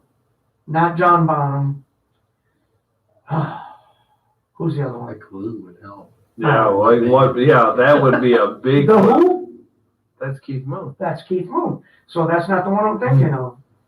Crap. But it was another drummer. Yeah. But the point was, she found what I was interested in, and she let me write about it. And, you know, like, I wrote an essay, and she's like, okay, now you got to read it. I'm like, I got to read it in front of the class? And she's like, yeah, but this is something that you care about, right? And Yeah.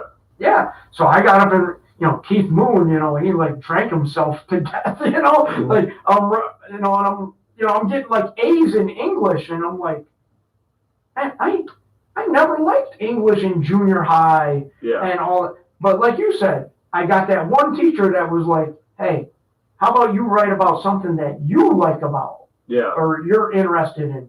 And, you know, the rest of my time in high school, you know, I was just like, man, I'm getting the English class, you know? Yeah.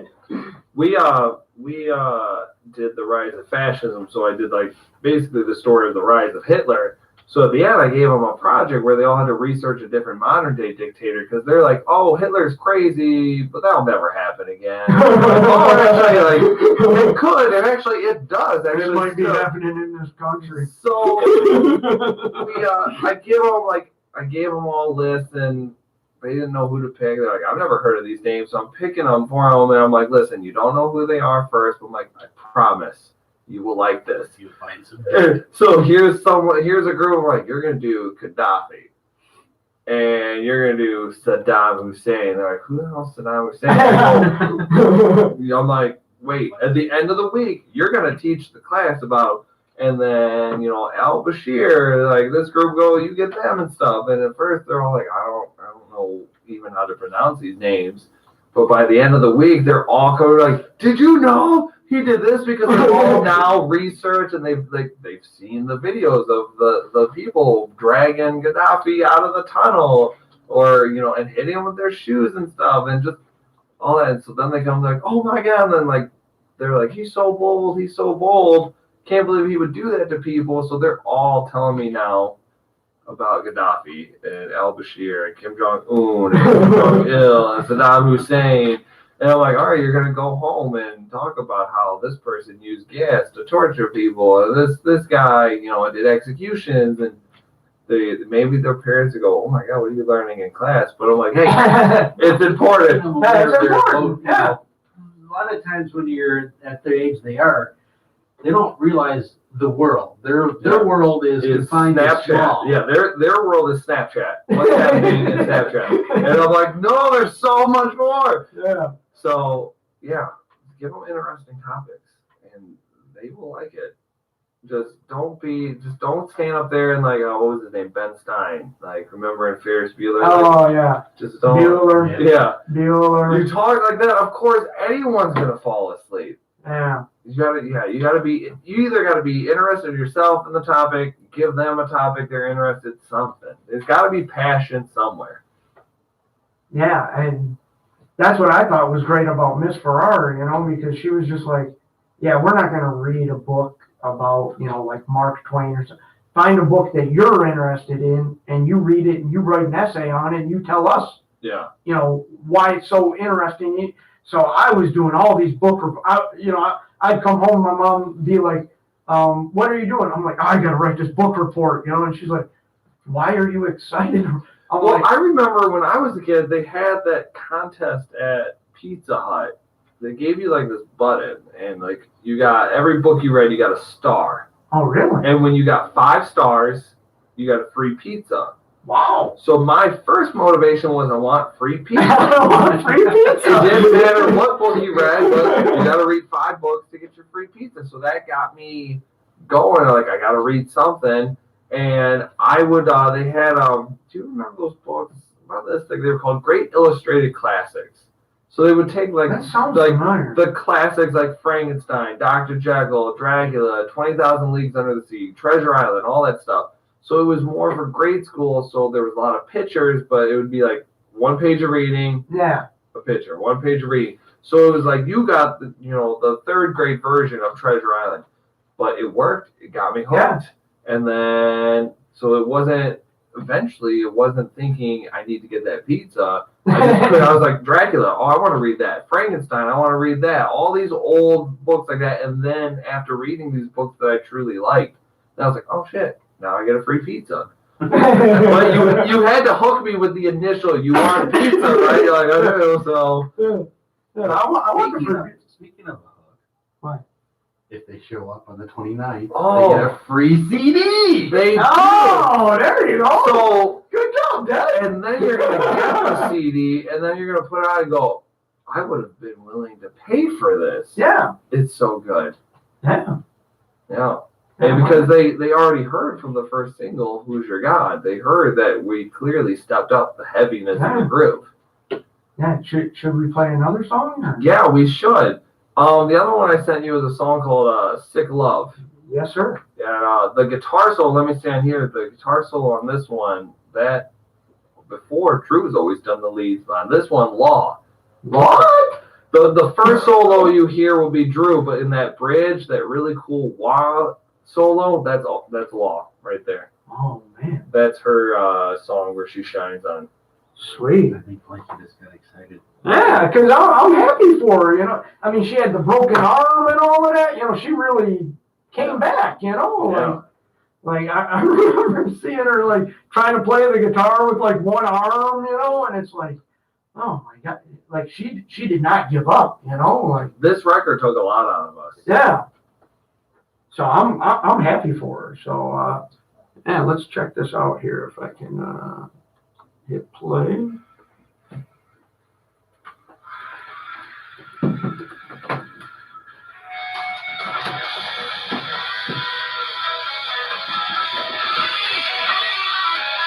Yeah, I'm sorry the headphones are loud because I'm deaf. It's all good. I know I should turn them down, but at this point I'm like, hey, I can't hear it. I completely get it.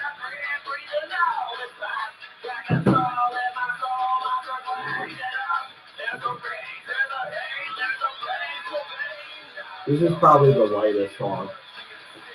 Wow. Yeah. This is like the one rock and roll song. I think everything else is metal.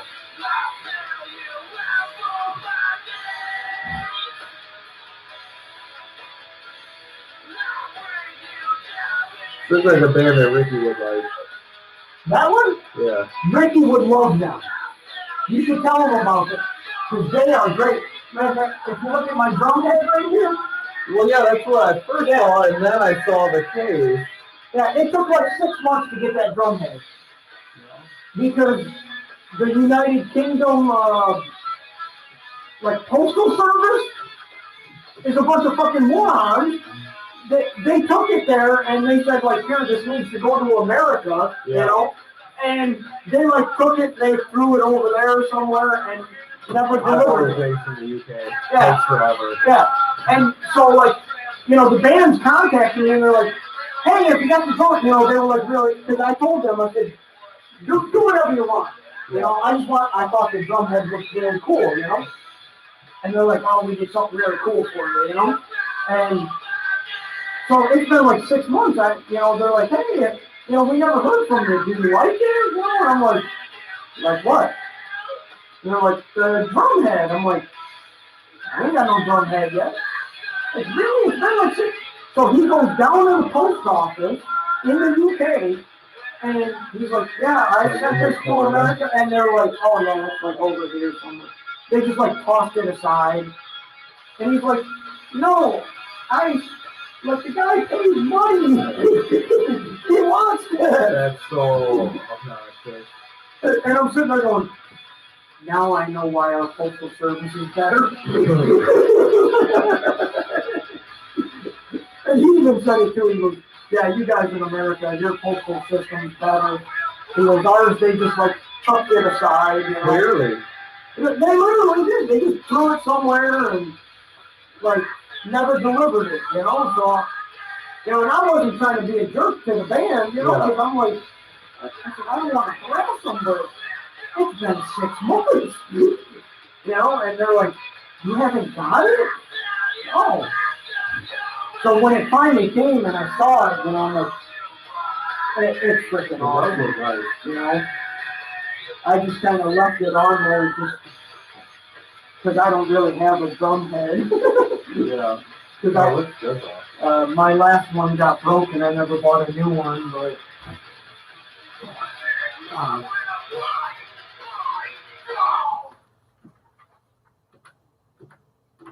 okay, we're back. Yeah. Wow. That is the softest song you're saying? That's the most rock and roll song on the record. Wow. That's our ballad. That's our ballad. I'm not buying this ballad. That's as close to a ballad as you're gonna get on this one. But yeah, that's our song "Sick Love," and that solo on the bridge was that was Law. That was actually the first song that me, Drew, Joe, and Law wrote together. Wow. When they joined the band and we got them all the other stuff they learned, and so we were finally all right, let's start jamming and come up with something. We wrote. They came up. I think we knocked that out in a week. Wow. Yeah. And then, so we've been sitting on that track for a while. So we're really excited to finally get that shit out. So when can they hear all this stuff live? They can hear all of this stuff live June 29th at the Sanctuary in Hamtramck. Doors are at 7. And in case you didn't hear, Fallen Stronger is going to open the show. Yes. Georgia Need will be next. And then Circle the Crowd. And then NDR, first show in 6 months. We're playing like a good 75-minute set. And we're going to give you the record for free when you show up. Now, did you put all these bands together for the show? Or? We did. I think Ricky, Ricky put together the lineup. Nice. Yeah. He actually did. Tell him I said he did good. Ricky, you did good. Yeah.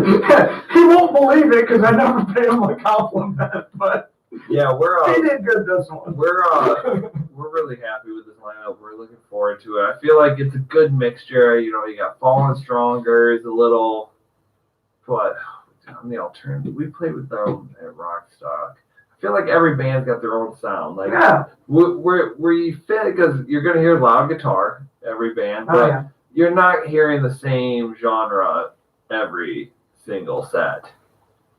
Yeah, there's nothing wrong with that. Yeah, you've got some hard rock, you've got some metal, you've got stuff that's a little more alternative, and then we're going to come on and we're going to just, burn the place down. Yeah, we got 6 months of energy. 6 months of anger build up. So we are going to be bouncing off the walls. No one should be standing still. No, I don't think they will. I hope there's a lot of people that come out because I hope so too. Yeah, it's a great lineup. It's going to be a good night. And I haven't been to Sanctuary. Last time I played there years and years ago, it was still Paychecks. But okay. So, but I hear everything's redone, new sound, new lights. They open up the place. I've seen videos of other bands there. It looks really nice. I've heard since it's become the Sanctuary, I've heard nothing but good things about it. Was there an ownership change, or was it more along the lines of they decided to do something? I think it was a new owner coming in and going, we need to revamp this. And so I feel like every couple of days I'm getting a notification from them on Facebook, and I'm clicking, and it's a video of another band there.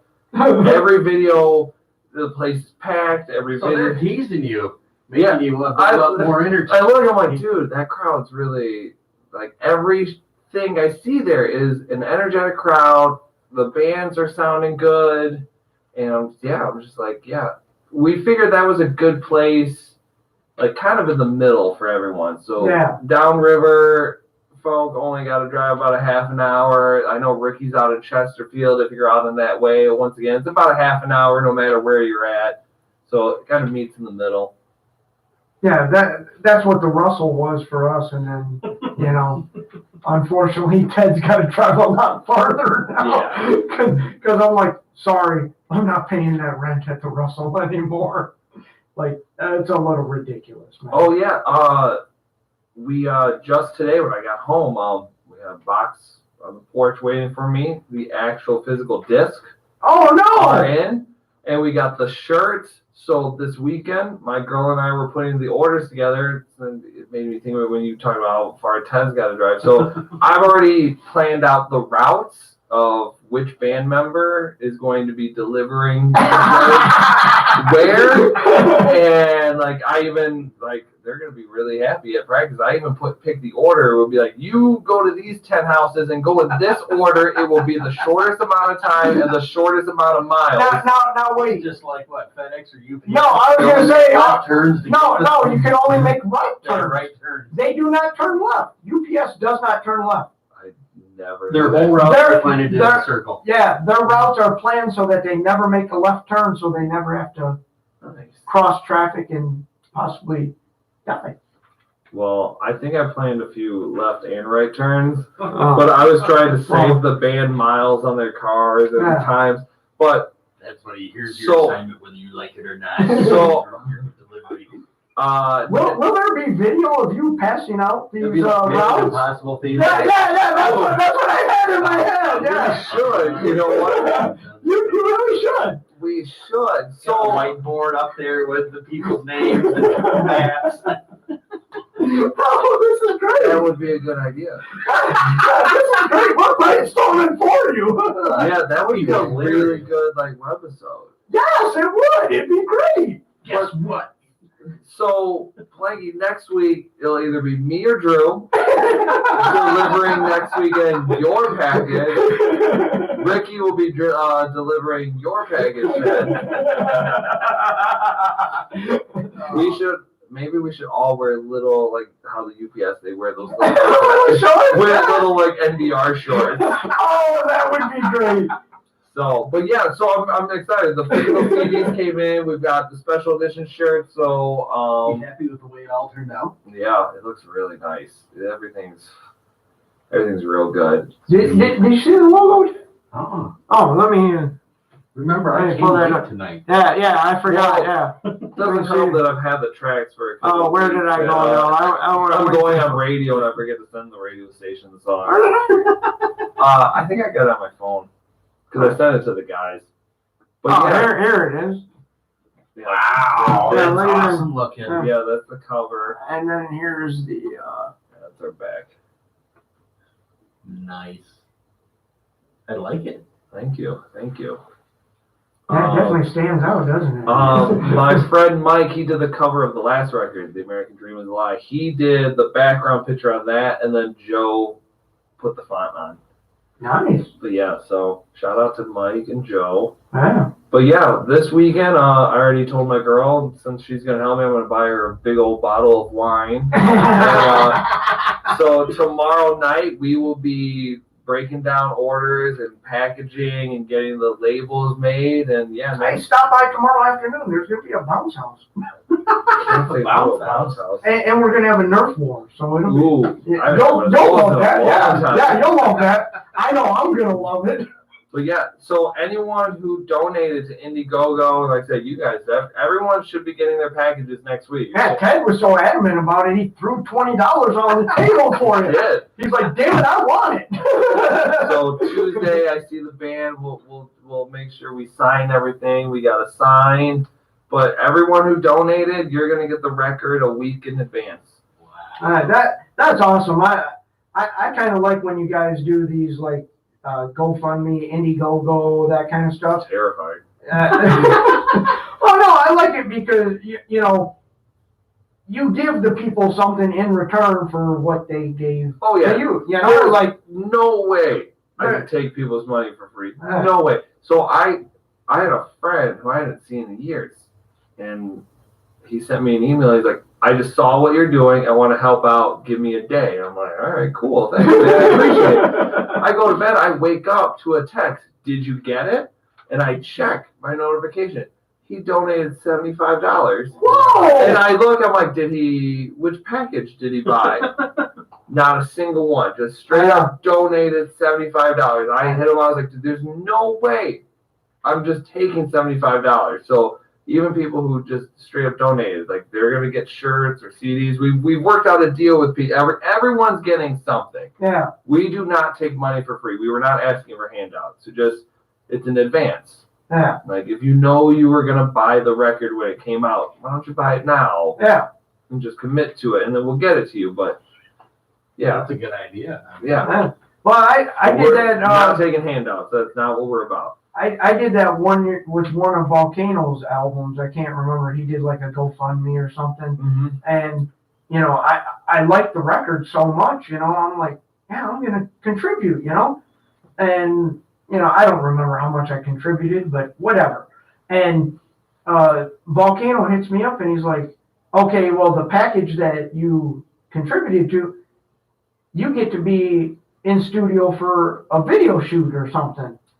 And I said, well, I wasn't asking to be in a video, you know, I want to have, you know, Volcano's a friend, you know, and like, I want to help my friend out. Yeah. And he's like, no, come on, man. You got the package with the video. You're going to be in the video. I'm like, no, it's all right. Like, I'll get a CD from you or whatever. But, you know, I said, you know, and then of course I watched the video that they shot with all the people in there. And I'm like, damn it, I should have done that. Like, why did I fight Volcano on that one? When it looks so cool. You do what Volcano has. Well, that video looks so cool with all the people in the studio while they're recording it. And I'm sitting there going, I should have fucking been there. I can say this too. No, so I was saying I felt like we had extra pressure because the band killed it. But when we hit that goal, and you realize, especially since we hit that goal in 2 weeks, that's when it really, you're like, every other record, you get nervous because, I mean, like, you're making something, you're putting out in the world to judge. And you're like, I hope you like what I made. And that's hard enough, but now you're like, but it was always our money. And now I'm like, we were like, oh, we got other people invested their money. Yeah. And I'm going to assume they're just like me. We all only have a certain amount of dollars. I have to, you know, a lot of times I go, do I do A or B? I only have this much, so I choose to do this, and it better be worth it. So these, you know, everybody is saying, I'm going to give $20, $5, $1, $75, whatever they gave. They decided to give their money that they worked for to us. And so you're like, oh, shit. We better make a good record. Like, so you're like, cool. I don't feel any, like, I had like 24 hours to sit back once we hit that goal. I had 24 hours to enjoy. I'm like, yes, we did it. We're going to make the record. I'm not stressed anymore. Then the next day you wake up, you go, wait, no, now I got to make really, like, now I'm super stressed just about something different. That pressure where you're like, oh my God, I don't want you to feel like you wasted your money. Yeah. Like that's a huge amount of pressure. So when people hear it next week, for those, like I said, those who donate, you're gonna get your stuff next week. Were you expecting the funds to come in that quickly? No. It's like no. What was your projection? So at the 8 weeks, that came down to if we could do $150 a week, if we could get that by the end of the 8 weeks, we would hit our goal. And we were like, all right, maybe we can do that. We felt like 1,000 was doable. It wasn't too crazy to ask for. And 150 a week, we're like, all right, that's just like a couple shirts. If we can get a couple shirts sold a week, we'll be all right. And that first week we raised 20%, and we were like, oh my God, that's great. And then what happened was that big ice storm happened where they canceled school for 5 days straight.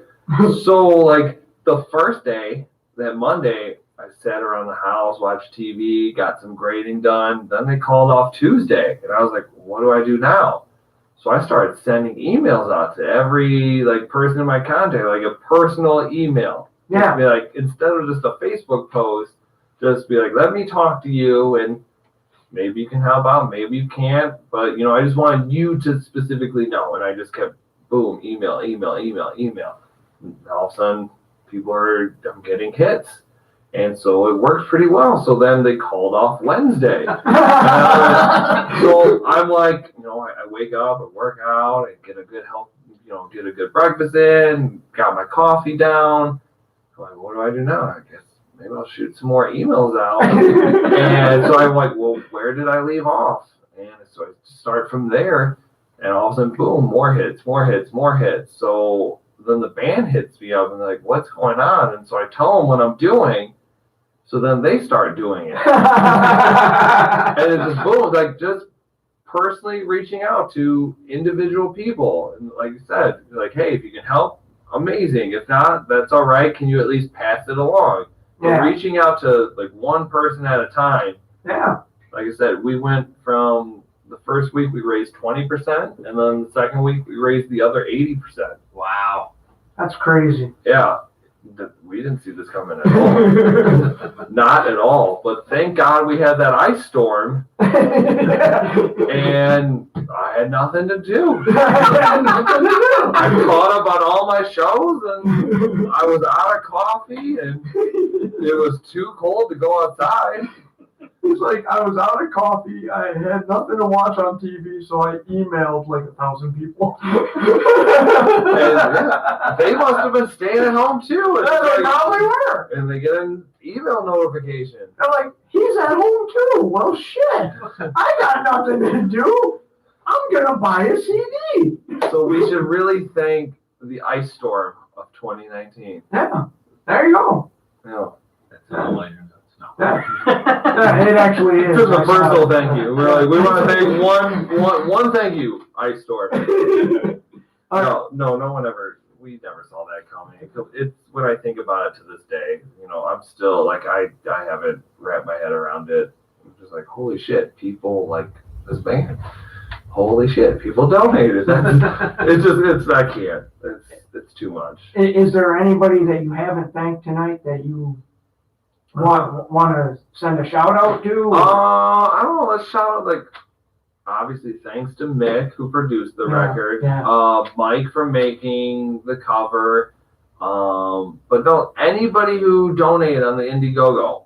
Like, making records is the most fun. You make these songs, you think they're good, and you just want to put them out for people to hear, and you're proud of them. And we're gonna get to do that because of all of these people who donated, including awesome. You two guys. So thank you, gentlemen. Thank you. You two are on this list. Like I said, we go back to the Dirty Whiskey days, man. A long time. What was it? Red Pop and Southern Comfort and Red Pop. Wow. Yeah, that was the drink. Wow. Every time I saw him, he's like, "Oh, Planky, you gotta drink this." We bought a gallon of Southern Comfort, and then so we had $2 left. We're like, "Shit, all we can afford is this Fago and Red Pop." So yeah, and who knew the Red Pop and Southern Comfort was really a good mix. It was. So every time I saw him, he's like, "Planky, you gotta try it." And I'm like, man, that is really good. I have to push the next word to push that drink on the 29th. Yeah, well. Yes, you two guys, thank you. You're part of this record. Oh yeah, And yeah. Yeah, friends, family, fans, all of it. Yeah, you gotta thank them. This record is completely for you. Yeah, that's awesome. So, you want to take a trip down memory lane now? Yeah, let me do a few more plugs. Yeah, go ahead. All right, so you can see us on NewDayRevolutionBand.com. Instagram. Let me see what our Instagram is. What is our Instagram again? I am the Instagram. Oh, that's even better. We have so many things that sometimes it's New Day Revolution Band, NDR Band. Everything's changed. So like I said, NewDayRevolutionBand.com. Our Instagram is New Day Revolution Band. Joe runs our Twitter. I think it's NDR Band. I don't know. I believe so because I tagged you guys tonight. So all right. I think you're right on that one. Joe's on the Twitter. Facebook, obviously. But yeah, so we've submitted everything to iTunes and Spotify. We're just waiting for it to get approved. So that should be June 29th. Fingers crossed it gets approved in time. But June 29th is the official release of the new 3rd EP. The parties at the Sanctuary in Hamtramck. Once again, Fallen Stronger, Georgia Need, Circle the Crown. 75-minute NDR set. First show of ours in 6 months. When you come in, we're going to give you the record for free.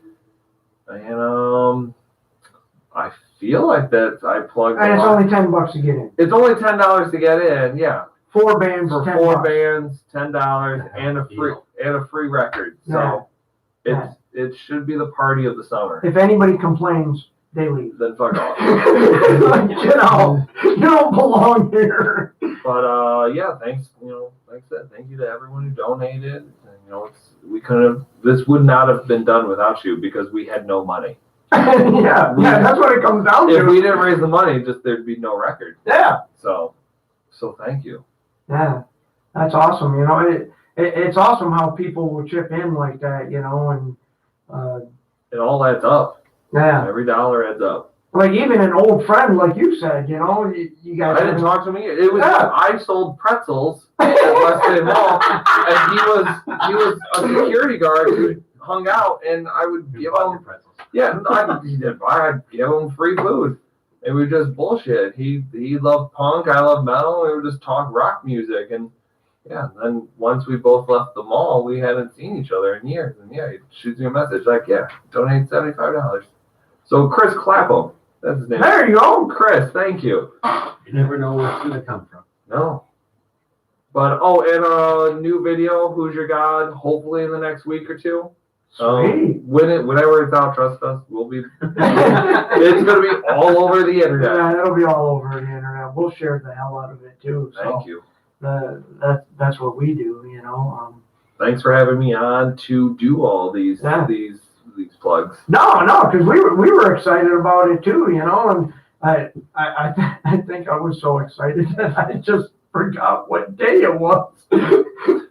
Fridays are more fun anyway. Everyone's in a better mood. It's Friday. Yeah, because it's Friday. We all made it through the week. Yeah, it was a great week too. Yeah. I made money. I got paid this week. That's why it was a great week. I was trying to think, why was this week so special? Because I got paid. Those are the best weeks. My buddy at work, we have a running joke that my favorite day of the week is Thursday, and it only comes twice a month. Because it's payday. So he'll call me on the phone, and he'll be like, "Hey, Planky, what? Today's your favorite day." I go, "Oh, it's payday!" How do you not know? I definitely know when I go to bed the night before. I'm like, ooh. It's the first thing I go, I can't wait to check my account, see that number. I go to bed like it's Christmas. I'm like, I can't wait to wake up. Yeah, can't wait to wake up tomorrow and know that it's payday. Yeah, and then I'm like, I'm not going to pay my bills for like 3 hours. So for 3 hours, that number looks like that. Yeah. So I feel like I'm a rich person. Yeah. And then you start paying those bills and you're like, all right, time to budget. I actually wait till they start, sending the little, your bill is due in a day. Like, so I've got the money, but you can wait 1 day. Because I like to look at them numbers on my bank account for a little longer. You're like, I'm doing all right in life when you see those numbers. Yeah. So all right, you ready to take a trip down memory lane? Or? Yeah, let's do this. What's the first song you want to play off of this? Which one is it? Neon Ballroom? Is that the right one? Yeah, that's the one. Let's not play the soup, or like you probably want more rock stuff, right? No, whatever you want. It's your pick. Oh man. Here's What's You know what? Fine, we're gonna go with the emotional one. All right. I want "Miss You Love." Take me back to 6th grade. All right, let me unmute it first. And here we go.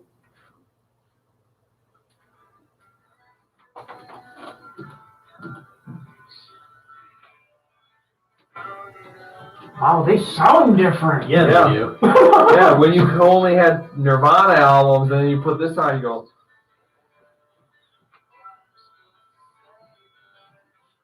That's why I love doing this segment now, because it brings back old memories and that, you know.